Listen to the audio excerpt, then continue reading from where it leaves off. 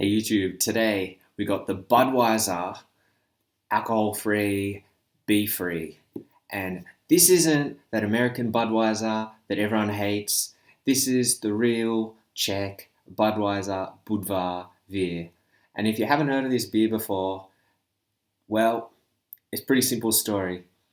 Budweiser, there's a town in Czech Republic called České Budějovice, and they started brewing in like 1260 or something like that.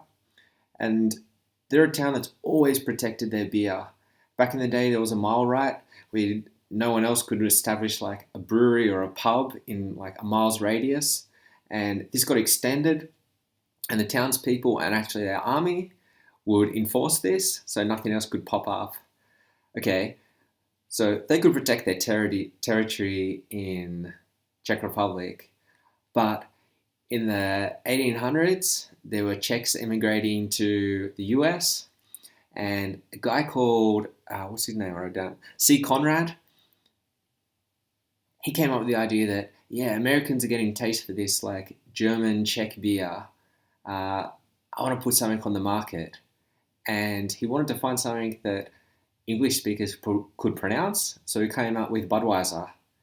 And as you can imagine, this pissed off the Czechs, who were trying to fight it, and somehow didn't win. So that's why you have that Budweiser in the US that, well, doesn't taste so great. But on the other hand, you have Budweiser Budvar, which is the original, and they've been brewing from the 1200s. So let's get stuck into this.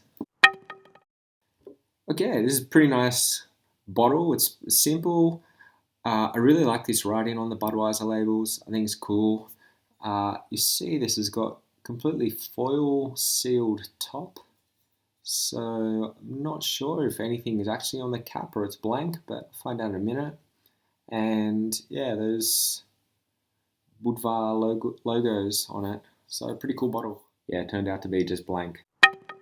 So straight away you can smell the gas that they've put into this beer to give it that carbonation.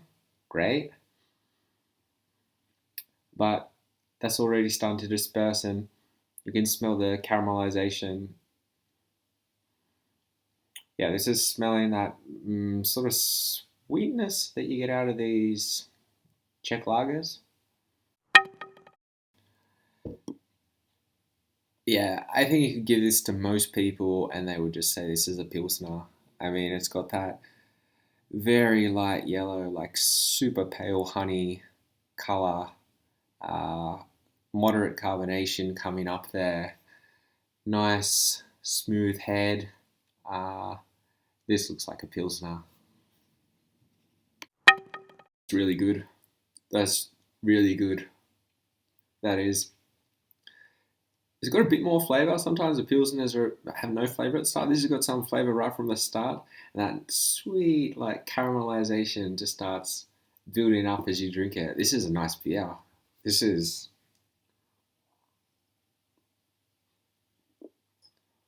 Yeah, I like this. This is very good. Yeah, so going down the throat, in the mouth, like I said, it's got mild, like medium sort of carbonation. So yeah, you can feel it. It's got some bounce to it. It's not super dense. It's somewhere in the middle. Definitely not like oily or greasy or anything like that. This is very, very good beer. Well, if you've not picked it up already, I'm pretty proud of this beer, the original Budweiser. This tastes awesome. This is a beer that I'm going to be drinking a lot. I can definitely guarantee that. This is a beer that I think you could easily drink all afternoon.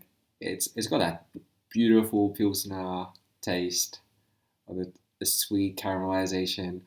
So you're going to taste that, pretty much any food you have, but it's not so overpowering that it's going to steal the show.